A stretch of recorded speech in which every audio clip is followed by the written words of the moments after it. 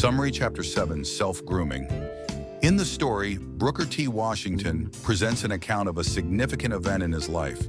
He used to work in a coal mine where he happened to know about a very good school in Virginia. This school was far better than the one in his town.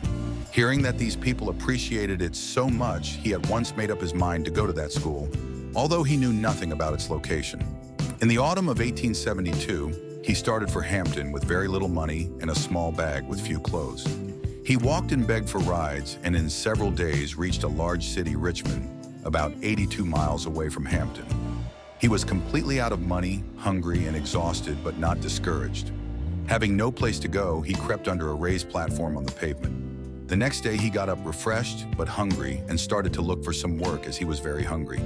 The kind-hearted captain of a ship gave him work, and he finally earned his breakfast for the day. Due to his good work, the captain asked him to continue work. He still slept under the sidewalk and finally managed to save money to reach Hampton. But here he could not make a favorable impression on his teacher, as he had been without proper food, rest, bath, and change of clothing. The teacher did not refuse admittance, nor did she decide in favor. The teacher finally asked him to clean the recitation room. He swept and dusted the room several times as he knew that his future depended upon it. The teacher came and inspected the room minutely and could not find a bit of dirt.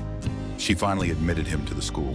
He was extremely happy and all through his life considered the cleaning of that room the best examination he ever passed.